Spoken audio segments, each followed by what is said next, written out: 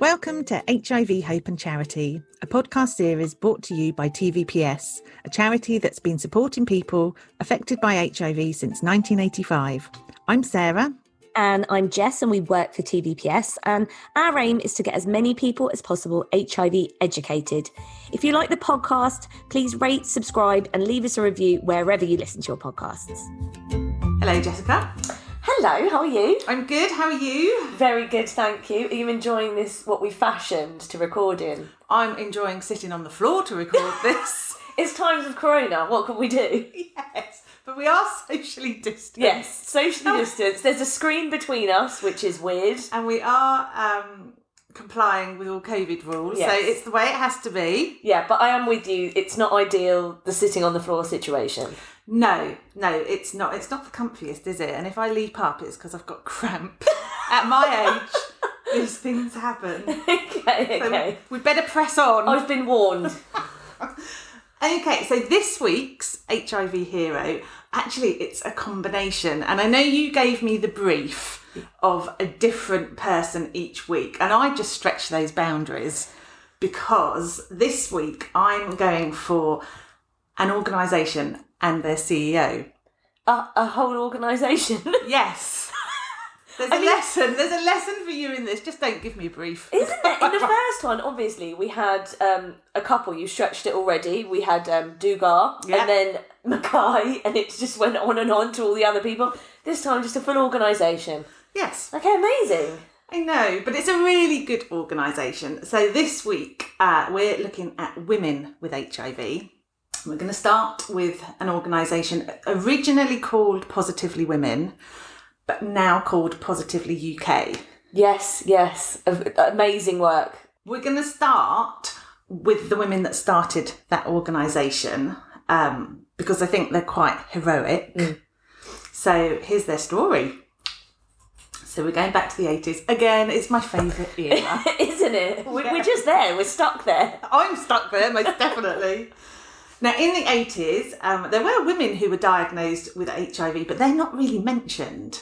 So the focus is mainly on the many men that contracted, but there were some women, but much lower numbers. And they faced a very isolating and often a prejudiced time, and they weren't really talked about. So by 1989, it was estimated that women accounted for a third of HIV cases worldwide, which is a lot higher than I thought. Yeah. Several thousand were diagnosed in the UK, and upwards of 8,000 women who were infected, but they didn't know it, they hadn't been diagnosed. So despite the growing numbers, the only information given to women about HIV was largely concerned with pregnancy and transmission from mother to baby. Yeah, okay. And that's a really common theme at the time, this kind of lack of information, this lack of knowledge. So there was rarely information specifically for women to protect themselves. So I don't know, if they were intravenous drug users, for example, there wasn't any information aimed at them because it was all very much centred on men. Now, to kind of illustrate my point further, there's an excellent example of prejudice because in 1987, the Royal College of Midwives called for two things. So first of all, they said that HIV-positive mothers should be isolated while on maternity wards. No. And offered counselling. So not that makes it any better. God. And secondly, that a possible termination should be offered to pregnant women who tested positive. Oh, if only we could show your facial expressions. God, it's just shocking, isn't it? And this is why we need to do these podcasts. This is why we need to talk about this stuff, because we're not... I didn't know that. I was unaware that that's what was happening at the time. So was I. And I mean, I suppose to put it in some sort of context, they hadn't really established transmission routes, so they couldn't prevent mother-to-baby transmission in the womb. So I suppose I can understand them offering terminations, although, you know, it's pretty harsh. But I can't understand them isolating mothers, most of whom would probably have found out they were positive during pregnancy. Why do that to them? Yeah. It's just, it seems barbaric now, and I cannot imagine what it would have been like for those women at the time. I'm not a mother, as we know. But, I mean, how would you have felt? Obviously, you have 2 children, in pregnancy, being sectioned off suddenly. You've got so much to deal with anyway, just being a new mum. Yeah, definitely. I mean, being a new mum can be isolating anyway. It's a massive challenge and a huge change in your life.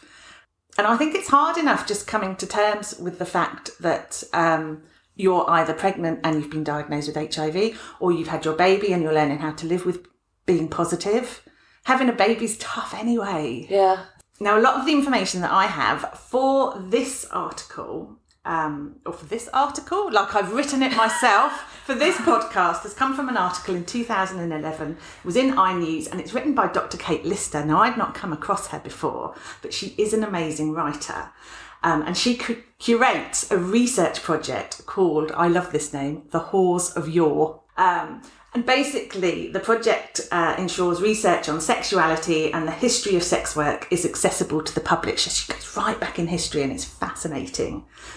She's quite iconic in herself. She could be a future HIV hero for us. I thought you were just adding her into the pile of today, the mountain of people. No. And there's another lady I should mention. You see, I broaden it every time. Dr. Lister has worked with her, and she's called Dr. Hannah J. Elizabeth, and she's researched HIV and how it affected women and children from the 80s and 90s. Again, very interesting. Between the two of them, their knowledge on HIV and women is vast.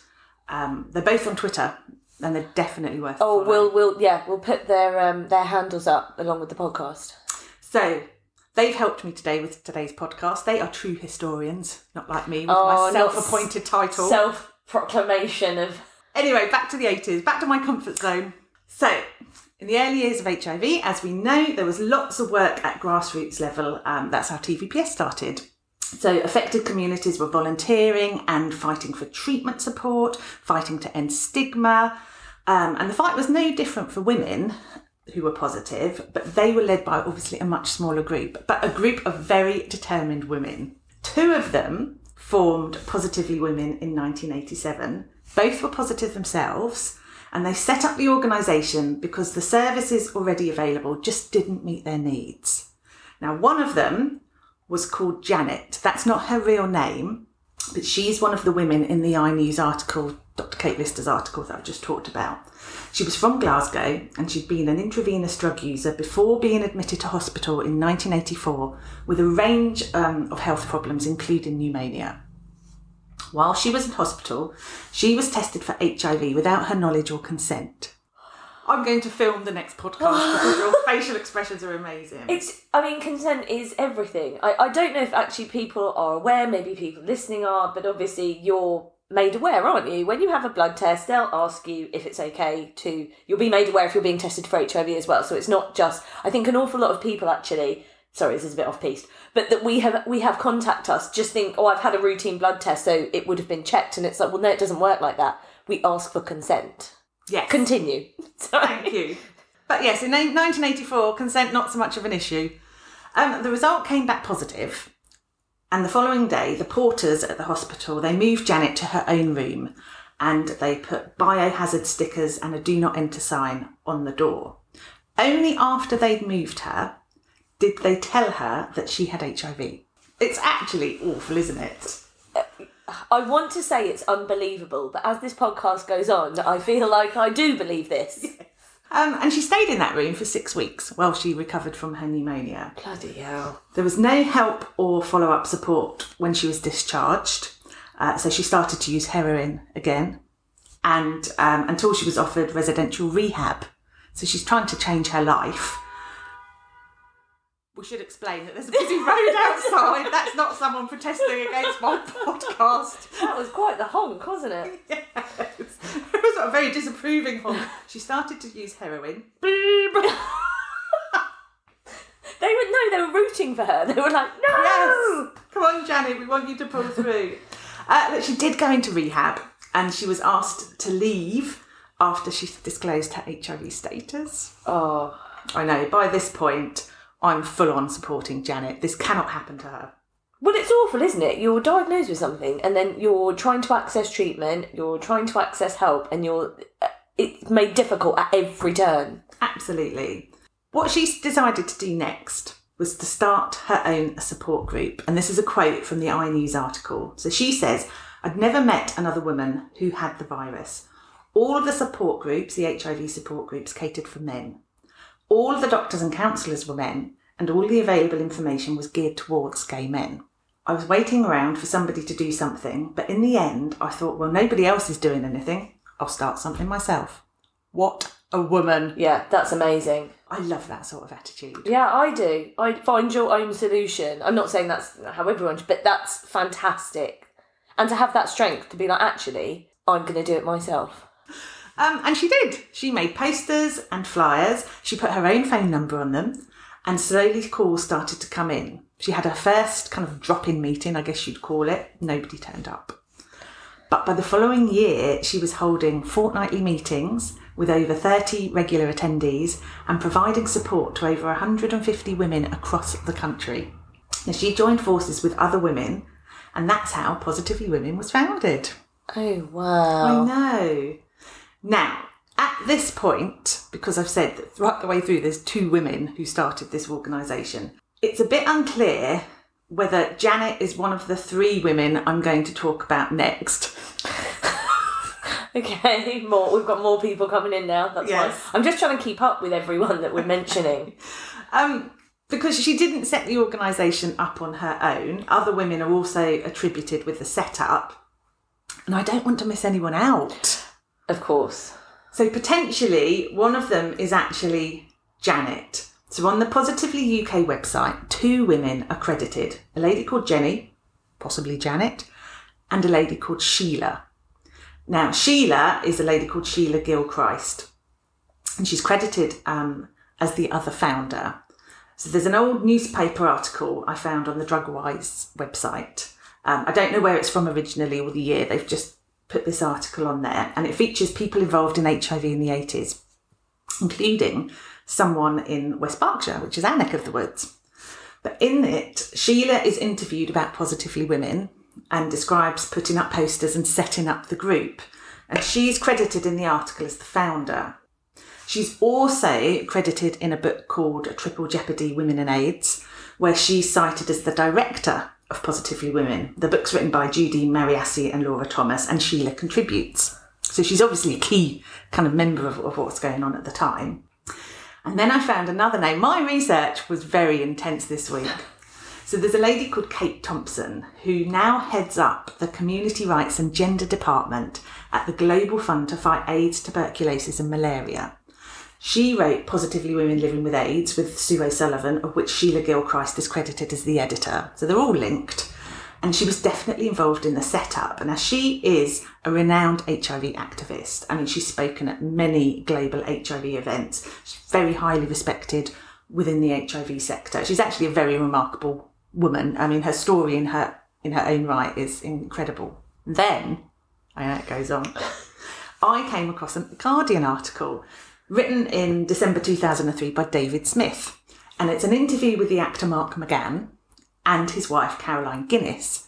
And Caroline talks about living with HIV and how she set up Positively Women with Sheila and Kate. Now, I should point out, in the article, it does state she didn't contract from being an intravenous drug user, so I don't think she's Janet. At this point, I thought, do you know what? Doesn't actually really matter who the founders were. Agreed. Because they're all awesome. They all deserve credit. And they're an inspiration to us, really, to never let their good work go unacknowledged. Yes. And just in case at this point there's any doubt that this support was needed, there is a bit more from the iNews article, which I think highlights why Positively Women was so important at the time. So it says, Positively Women reached women who hadn't left their homes since their diagnosis, those whose partners had left them and taken their children away. Many were racked with guilt for being sick and believed they were dirty. Most hadn't disclosed their diagnosis to anyone, believing they would lose friends, family and work if they did so. The need for support was clear, as Janet recalled. She said they go to male counsellors, who ask them how many partners they've had and turning to God. The women want to ask about periods and rape and babies and relationships with men. They need to talk to a woman. but their questions are not getting answered or their needs met. So there you go. I should say at this point, Positively UK is still awesome, as we know. They recognise the importance of peer support. So it was and still is the premise of Positively UK. You know, they have an excellent peer support programme. They offer peer support training all over the country. And we know from TVPS how powerful that can be in helping positive people accept and live with their diagnosis. Oh, completely. And I think there's nothing stronger. Obviously, we can offer support, but there's nothing better than having someone who's already lived through something that you're experiencing. Perhaps they're not experiencing, or they haven't experienced it in exactly the same way, but it's not the point. It's being able to relate to someone, isn't it? Absolutely. And that's what they excel at, definitely. They always have, and I think they always will. Now, I mentioned the CEO of Positively Women. She is amazing. She has many, many accolades. So her name is Sylvia Petretti, and she was appointed their CEO in February 2019. She joined Positively UK in 1999 as a volunteer. She joined the community development team, so she was providing information to women attending HIV clinics.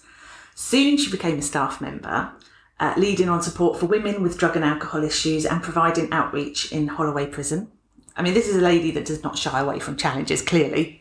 Since then, she's had many roles within the organisation. She set up POSFEM, the first national women's network. She developed new activists through the Taking Part project and the recent Change in Perceptions campaign. She's got a lot of drive, a lot of ambition. Yeah, that's a lot in itself, isn't it? She also... I knew it. That's why I said already, because I knew there was going to be more. She has represented people with HIV on the British HIV Association board. She did that between 2008 and 2011.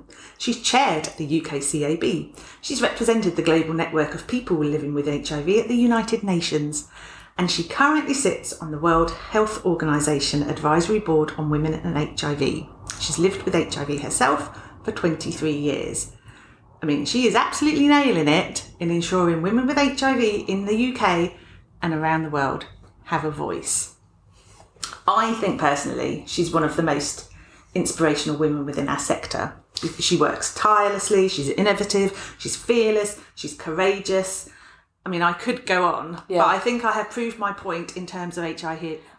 Agreed. Because there's no doubt she is definitely one of them. Yeah, what a woman.